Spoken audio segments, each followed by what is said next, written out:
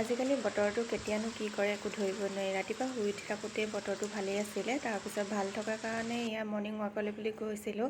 তাৰপিছতে বাটতে বৰষুণে পালে নহয়, ক'ৰ পৰানো বৰষুণ যাক আনিলে। এয়া দুইজনী আহি পিনি আকৌ আমি দোকান এখনৰ সন্মুখত ৰৈ আছোঁ।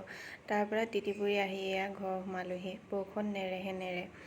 বাৰু যি কি নহওক, আপোনালোক সকলোকে মোৰ এটি নতুন ভিডিঅ'লৈ স্বাগতম জনাইছোঁ। আৰু এয়া গা পা ধুই আজৰি হৈ আহি এয়া পাকঘৰলৈ বুলি আহিছোঁ। আৰু আমাৰ বিশেষকৈ পাকঘৰটোতহে কাম থাকে নহয় জানো, সেইকাৰণে এয়া গা পা ধুই আজৰি হৈ এতিয়া পাকঘৰটোলৈ বুলি আহিছোঁ। আৰু গা নোধোৱাৰ আগতে চাহ অকণমান খাই ল'লোঁ। খাই লৈ এয়া বস্তুবোৰ কালিয়ে বাচনবোৰ ধুই থৈছিলোঁ, তাকে বোলো এতিয়া চিজিল কৰি লওঁ। বিশৃংখল হৈ থাকিলেও পাকঘৰটো দেখি ভাল নালাগে। তাৰপৰা ৰাতি ধুই পিনি এনেদৰে থৈ দিওঁ, কাৰণ ইয়াত জেগাটো অকণমান ঠেক। কাঁহী বাতি থোৱা ষ্টেণ্ডডাল বেছিনৰ ওপৰতো দিব নোৱাৰি, কাৰণ তেতিয়া ওপৰত দিলে মানে মই ঢুকি নাপাওঁ, ওখ হৈ যায়।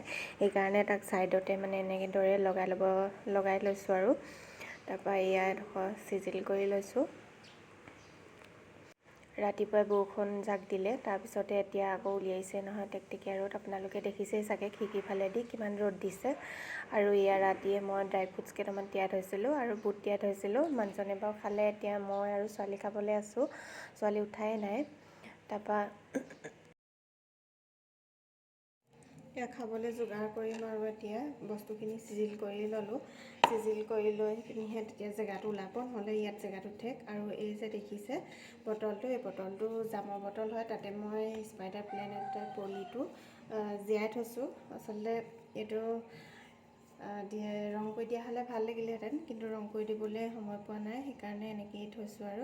আৰু এইটো পুলিটোও চফা কৰি দিয়া নাই বহুত দিন হ'ল, পকা পাতো ওলাই হৈ গ'ল। তাৰপৰা ভাবিলোঁ চকুৰ আগত আছে যেতিয়া এইটো চফা কৰিয়ে লওঁ।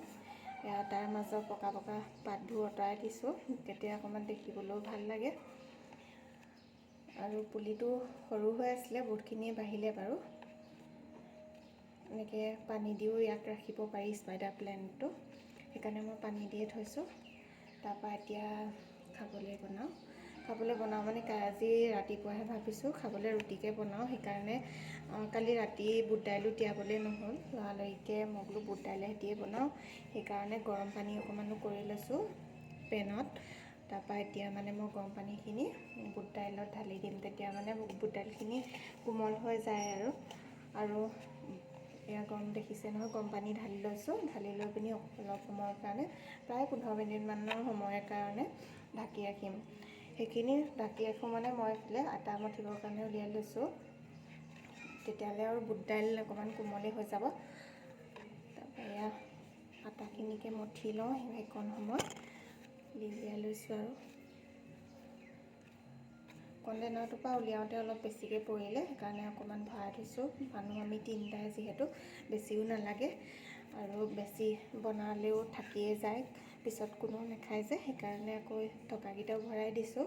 ইয়াতে মই অকণমান নিমখ এড কৰি দিছোঁ। তাৰপৰা ৰিফাইন তেল অলপ দি দিছোঁ। আৰু ৰিফাইন তেলত মঠোঁ। ৰিফাইন তেল অকণমান দি শুকানেই মঠি লওঁ। শুকানে মঠি ল'লে মানে তেতিয়া ৰুটিটো অলপ কোমল হয়।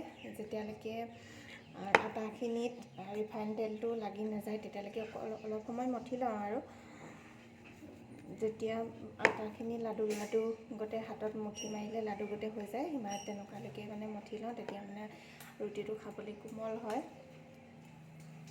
তাৰপিছতে এতিয়া মই এয়া গৰম পানী ঢালি দিছোঁ। মই বেছিভাগ আটা বনাবলৈ মানে মঠিলে অকল গৰম পানী দিয়ে মঠোঁ। ইভাগেতো বহুত জোৰ লাগে মঠি থাকিবলৈ, আৰু ৰুটিটো টান হয়। গৰম পানী দি দিলে মানে তেতিয়া কোমল হয় আৰু খাবলৈ ভালো হয়। আৰু এতিয়া এয়া দেখিছে নহয়, আটাখিনি কৰি থৈ আহিলোঁ। আহি পিনি এতিয়া ভাবিলোঁ ৰ'দটো ওলাইছে যিহেতু, সেইকাৰণে কাপোৰকেইটা ধুই থোৱা আছিলে, ড্ৰাই কৰিয়ে থৈছোঁ মেচিনতে। সেইকাৰণে ৰ'দকণ পৰি থকা দেখি শুকাই যাব, সেইকাৰণে লৰালৰিকৈ কাপোৰকেইটা মেলি লৈছোঁ। কাৰণ বতৰৰ কোনো ঠিকনা নাই, দেখিছেই নহয়। ৰাতিপুৱা সেয়া মৰ্ণিং ৱাক কৰিবলৈ যাওঁতে উঠোঁতে ঠিকেই আছিলে বতৰটো, তাৰপিছতে সেয়া দবাপিটা বৰষুণ দিলে, বৰষুণত তিতিবুৰি আহিলোঁ। তাৰপিছতে আকৌ এয়া ৰ'দ উলিয়ালে, ইমানেই চোকা ৰ'দ নহয় উলিয়াইছে, থাকিব পৰা নাই। আৰু এইকেইদিন গৰমটোও অলপ বেছিয়ে হৈছে। আৰু তাতে মূৰ চুৰ ধুই দিছোঁ, ইমানেই গৰম উঠিছে নহয়। মানে গৰমত মূৰ ধুলে মানে চুলিখিনি মেলি থাকিবলৈও বহুত অশান্তি লাগে। সেইকাৰণে মই এনেকৈ মানে চুলিখিনি বান্ধিয়ে থৈ দিওঁ। পাছবেলা মানলৈহে চুলিখিনি আৰু ফনিয়াওঁগৈ আৰু, নহ'লে এনেকৈ উইয়াই খুইয়াই বান্ধিয়ে থৈ দিওঁ আৰু, ইমান ষ্টাইল কৰি নাথাকোঁ আৰু। আপোনালোকে এতিয়া কি কৰিছে সকলোৱে কমেণ্ট এটা কৰি জনাব। খোৱা বোৱা যোগাৰ কৰিলেনে বাৰু?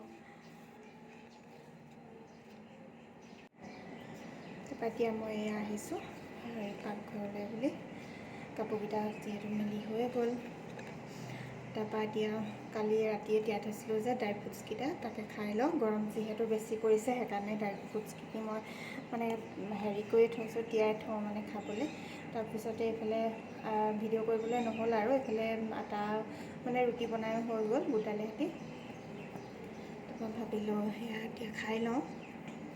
সকলোৱে খালে, ছোৱালীও খাই মেলি গ'ল। তাৰপিছত লাষ্টতহে এয়া মই খাবলৈ লৈছোঁ। দেউতাকো গ'ল যিহেতু ডিউটি, আৰু এতিয়া মই অকলে অকলে এয়া খাবলৈ লৈছোঁ। আৰু আপোনালোকে যদি মোৰ ভিডিঅ'বোৰ চাই ভাল পাইছে তেন্তে লাইক এটা কৰি দিব, কমেণ্ট কৰিব, আৰু যোনসকলে নতুনকৈ মোৰ ভিডিঅ'টো চাইছে সেইসকলে মোৰ ভিডিঅ'টো ছাবস্ক্ৰাইব কৰি দিব বুলি আশা কৰিছোঁ। আৰু মই এতিয়া ব্ৰেকফাষ্টটো কৰি আছোঁ। মই ৰুটিবোৰ অকণমান তেল দি খাইছোঁ, আৰু বাকী দেউতাক আৰু ছোৱালীৰ কাৰণে শুকানে বনাই দিলোঁ। ইমানেই লৰালৰি হ'ল নহয় তেওঁলোকে যাবলৈ, সেইকাৰণে ভিডিঅ'টো কৰিবলৈও নহ'ল। আৰু লাষ্টত এয়া মই খোৱাহে দেখাইছোঁ। ভিডিঅ'টো ইমানেই আছিল, আজিলৈ আহোঁ, বাই।